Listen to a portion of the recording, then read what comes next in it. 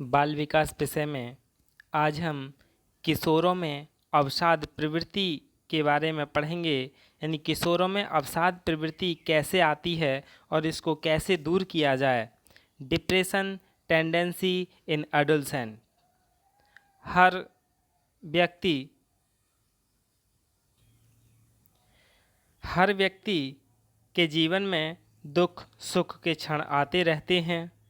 जब वह परेशानियों कष्टों से घिर जाता है तो उदासी का अनुभव करने लगता है, जो कि परेशानियों के सुलझने से स्वतः धीरे धीरे छट जाती है।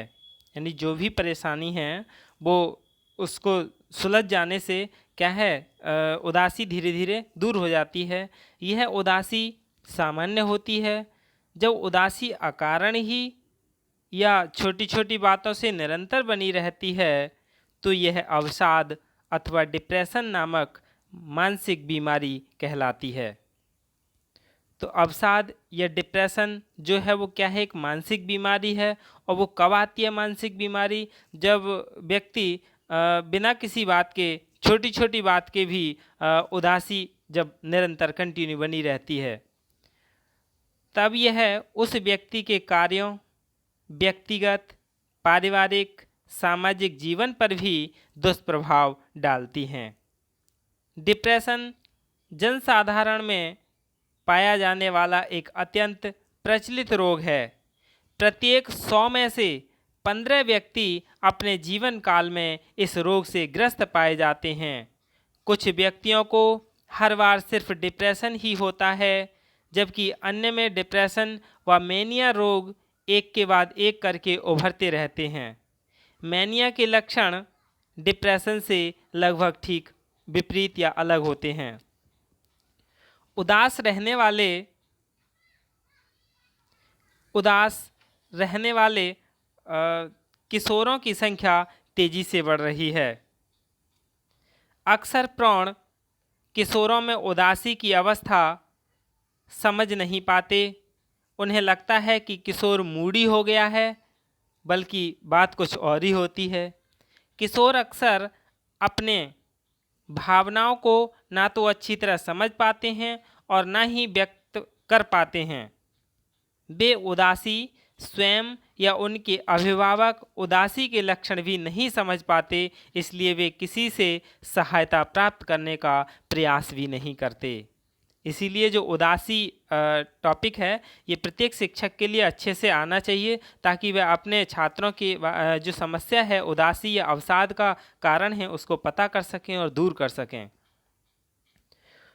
आजकल उदासी एक दैहिक बीमारी है। टीन एजर्स में यह आमतौर पर देखने को मिलती है। उदासी के अनेक कारण हो सकते हैं जो किशोरों के मानसिक स्वास्थ्य को प्रभावित कर सकते हैं। वे उदासी के शिकार हो जाते हैं। शारीरिक एवं हार्मोनल परिवर्तन, माता पिता संबंध, स्कूल व कॉलेज का वातावरण, अध्यापक एवं संगी साथियों का व्यवहार, आकांक्षाओं की आपूर्ति, अकेलापन आदि उदासी के कारण बन सकते हैं। यह उदासी समय के साथ साथ बढ़ती जाती है और किशोर रोगी स्वयं को असहाय मानने लगता है। किशोर उदासी के लक्षण, यानी हम किशोर उदासी के लक्षण जान लें कि इनके क्या क्या लक्षण होते हैं।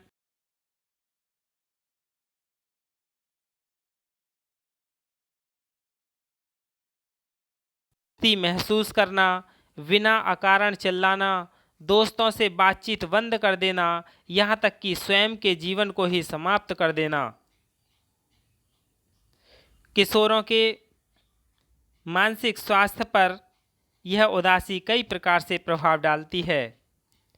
उदासी व्यक्ति की याददाश्त को कमज़ोर बना सकती है, व्यक्ति के पाचन तंत्र व खान पान को प्रभावित कर सकती है।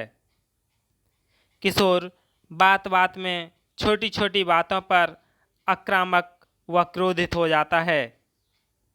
वे दूसरों के साथ दुर्व्यवहार कर सकते हैं तथा उल्टी सीधी बातें कर सकते हैं। उदासी की गहन अवस्था में व्यक्ति स्वयं की जीवन लीला ही समाप्त कर लेता है। इसलिए माता पिता, अभिभावक को चाहिए कि वे अपने बालकों की नकारात्मक सोच को बदलकर उसे सकारात्मक एवं आशावादी बनाएं। माता पिता का यह उत्तरदायित्व है कि वे अपने व्यस्त क्षणों में भी अपने बच्चों के लिए समय निकालें तथा उन्हें अकेलेपन का एहसास न होने दें। यह आवश्यक है कि वे अपने बच्चों की भावनाओं को समझें तथा उनके साथ मिल बैठकर उनकी बातों को ध्यानपूर्वक सुनें। उन्हें अपने बच्चों से मित्रवत व्यवहार करना चाहिए। यानी जो माता पिता हैं या अभिभावक हैं, उन्हें अपने बच्चों से कैसा मित्रवत व्यवहार करना चाहिए।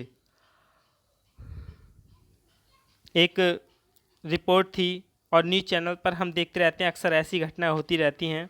एक बार एक रिपोर्ट में यह घटना थी कि मनोरंजन की दुनिया की मशहूर हस्ती जो टीवी व संगीत जगत में अपना अलग अलग स्थान रखती थी, यानी मैरी ऑसमॉन, उनके 18 वर्षीय पुत्र माइकल विलोसम ने लॉस एंजलिस में आत्महत्या कर ली थी। अपने सुसाइड नोट में इस आत्महत्या का कारण उसने जिंदगी भर उदासी से संघर्ष को बताया था। इसीलिए उसने क्या है, अपनी उदासी के कारण आत्महत्या कर ली। अभिभावक अपने बालकों को आत्महत्या से बचाने के लिए निम्न उपाय कर सकते हैं। वो क्या उपाय हैं?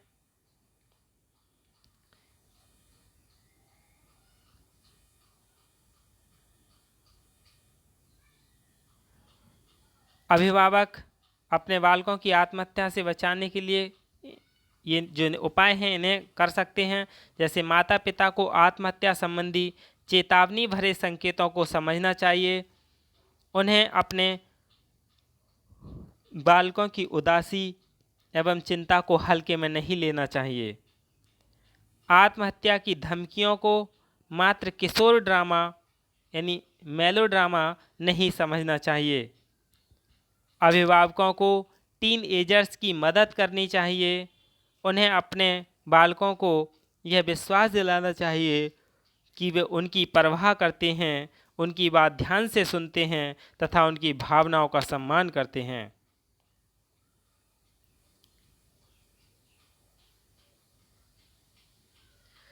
किशोर जरा सी असहजता महसूस करने पर चिकित्सीय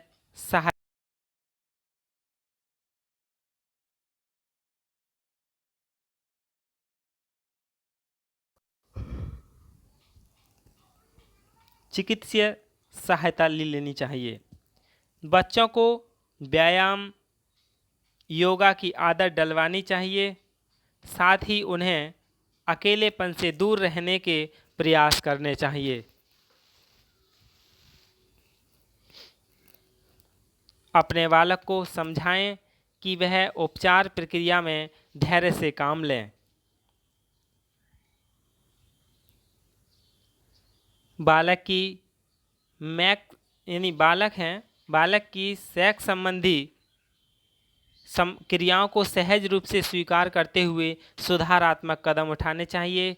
अपने परिवार में किसी भी प्रकार का हथियार ना रखें। ऐसी दवाइयाँ भी घर में ना रखें जो आत्महत्या का कारण बन सकें। जो हथियार हैं और आत्महत्या करने की जो कीटनाशक दवाइयाँ हैं या जहरीले पदार्थ हैं, उन्हें घर में ना रखें। फिर है डिप्रेशन का कारण यानी कॉजेज ऑफ डिप्रेशन। डिप्रेशन किस लिए होता है, क्यों होता है? परिस्थितिजन्य डिप्रेशन इन कारणों से हो सकता है जैसे बेरोजगारी, आर्थिक नुकसान, एकाकी जीवन, परीक्षा में असफल होना, पारिवारिक मतभेद, संबंध विच्छेद, परिवार का टूटना, बिखरना, आत्मीय परिजनों का विछोह या निधन, पारिवारिक, सामाजिक व आर्थिक परिस्थितियों से उत्पन्न तनाव, व्यक्ति से मृत्यु का भय उत्पन्न कर देने वाले गंभीर रोग, ये सभी क्या हैं? डिप्रेशन के कारण हैं। अब हम इनकी उत्पत्ति का कारण जान लें कि अवसाद की उत्पत्ति का कारण क्या है।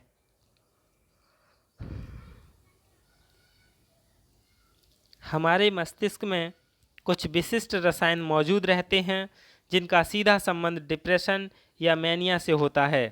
जब रोगी के मस्तिष्क में इन रसायनों की कमी हो जाती है तो डिप्रेशन के लक्षण उत्पन्न होते हैं, और जब मस्तिष्क में इन रसायनों की मात्रा औसत से बढ़ जाती है तो मैनिया नामक रोग की उत्पत्ति होती है।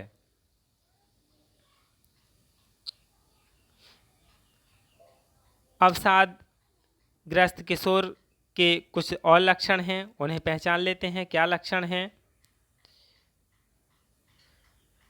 यानी रोगी में हीनता की भावना आ जाती है, वह लोगों से मिलना जुलना पसंद नहीं करता तथा चुपचाप पड़ा रहता है।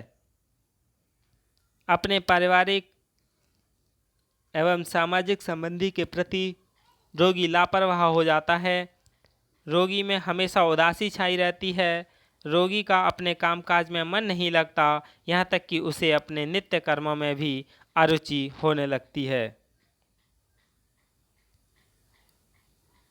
रोगी को भोजन के प्रति अरुचि पैदा हो जाती है। रोगी में आत्मविश्वास की कमी हो जाती है तथा उसे अपना भविष्य अंधकार में लगने लगता है। रोगी कांति विहीन हो जाता है तथा वह असमय में ही बूढ़ा लगने लगता है। रोगी को अपने छोटे छोटे व्यवहार के बारे में पछतावा होने लगता है जब वो पहचानता है कि मेरा व्यवहार गलत था। रोगी अकेले में अथवा दूसरे के सामने फूट फूट कर रोने लगता है। रोगी बार बार आत्महत्या करने के बारे में सोचने लगता है। कभी कभी रोगी में विचित्र लक्षण आ जाते हैं, जैसे उसे ऐसा प्रतीत होता है कि उसके पूरे शरीर में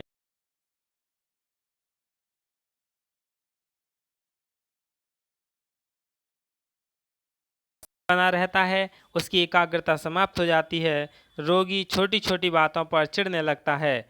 इसकी जांच कैसे करवाई जाए? इन्वेस्टिगेशन, यानी मानसिक अवसाद से पूर्व रोगी के व्यवहार में परिवर्तन आने लगता है। वह अपने आसपास के वातावरण से कोई सरोकार नहीं रखता। उसकी मांसपेशियां सख्त होने लगती हैं। रोगी अपने शारीरिक अंगों का बेवजह हिलाने लगता है। मानसिक रूप से वह बेचैन व चिड़चिड़ा होने लगता है और अंत में वह एकांत प्रिय हो जाता है। इससे हमें पता चल जाता है कि रोगी अवसाद से ग्रसित है। धन्यवाद।